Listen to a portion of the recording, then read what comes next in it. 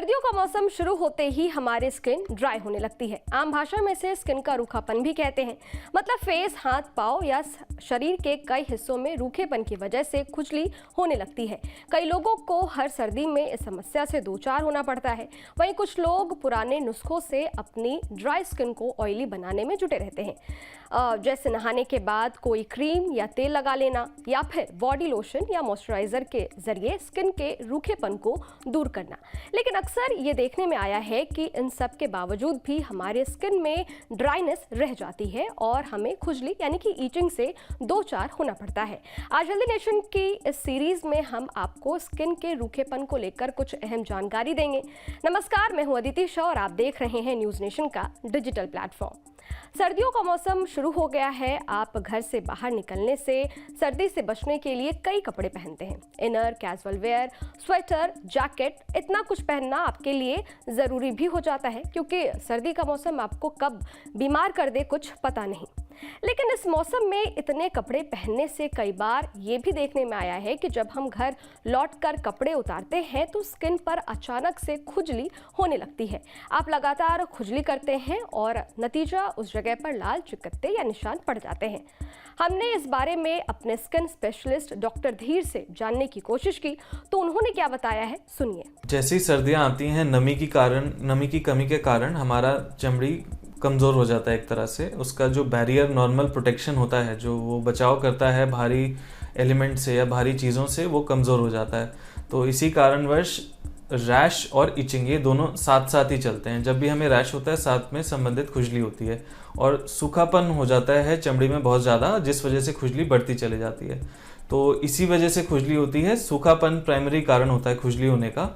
सुना आपने, डॉक्टर के मुताबिक सर्दियों में ये एक कॉमन प्रॉब्लम है, लेकिन हम इससे कैसे खुद का बचाव करें, ये सवाल हर किसी के जहन में होता है। शुरुआती तौर पर हम स्किन के रूखेपन को दूर करने के लिए बॉडी लोशन या मॉइस्चराइजर का इस्तेमाल करते हैं, लेकिन क्या ये सही तरीका है? स्किन ईचिंग और ड्राइनेस से बचने का सही तरीका क्या है? सुनिए इस पर डॉक्टर क्या कहते हैं। शुरुआती इलाज यही रहता है, मॉइस्चराइजर, बॉडी लोशन। एक चीज़ मैं जो बताना चाहूँगा जिसका ध्यान रखना चाहिए आपको, कि जब हम नहा के निकलते हैं हल्की गीले शरीर पे मॉइस्चराइजर लगाना बहुत ज़रूरी है, क्योंकि जैसे ही हमारा सूखापन मतलब जो वेट शरीर है वो सूख जाता है, उसके बाद अगर आप मॉइस्चराइजर लगाएंगे तो वो रिटेन नहीं कर पाता स्किन के मॉइस्चर को। इसीलिए जैसे ही नहा के बाहर निकलें हल्के वेट शरीर पे ही अपना मॉइस्चराइजर लगाएं। इसके बावजूद भी अगर इचिंग नहीं जाती है, खुजली नहीं जाती है और बढ़ती चली जाती है, तो और कारण हो सकते हैं बॉडी में, जिसके लिए आपको अपने स्किन स्पेशलिस्ट को कंसल्ट करना चाहिए। ये तो रही बात स्किन ड्राइनेस से जुड़ी सावधानी की। अब बात करते हैं कि स्किन पर होने वाली खुजली से बचने के घरेलू उपाय क्या हो सकते हैं। क्या नहाते वक्त भी हमें कुछ बातों का खास ख्याल रखना होता है, जैसे कौन सा शैम्पू या साबुन यूज करना है, कितने गर्म पानी से नहाना है आदि? चलिए जानते हैं। घरेलू उपचार देखिए, मॉइस्चराइज़र और बॉडी लोशन और कोकोनट ऑयल के अलावा आप घर पे एक दो चीज़ों का ध्यान रख सकते हैं। जो सोप हम यूज़ करते हैं, साबुन, वो आप एक डव सोप या पियर सोप, ये सारे जेंटल सोप होते हैं, विंटर्स में ये बेहतर माने जाते हैं, तो इनका इस्तेमाल कर सकते हैं। उसके अलावा जो आप कई बार हमारे घरों में जो पानी आता है हार्ड वाटर होता है, तो चेहरे और बाल धोने के लिए मेरा सजेशन रहेगा आप आरओ या फिल्टर वाटर का इस्तेमाल करें, उससे भी ये इचिंग की प्रॉब्लम कम हो जाती है। एंड उसके अलावा आप जो घरेलू नुस्खों में रहता है कि जो सदियों से चला आ रहा है, ऑयल मसाज बॉडी पे, है ना, वो सब चीज़ें भी मदद करती हैं इस इचिंग को रिलीव करने में। सर्दियों में होने वाली खुजली का आपके खाने पीने से भी लिंक होता है। ये सवाल कई लोगों के जहन में होते हैं। कई बार गर्म, मसालेदार, तली हुई चीज़ें खाने से लोगों को एलर्जी हो जाती है। क्या सर्दियों में होने वाली खुजली का इससे भी कुछ कनेक्शन है? ये भी डॉक्टर से जानते हैं। फूड एलर्जीज या फूड सेंसिटिविटीज़ होती हैं जो जिनको खाना लेने के कारण अचानक से शरीर में रैश या लालपन उत्पन्न होता है।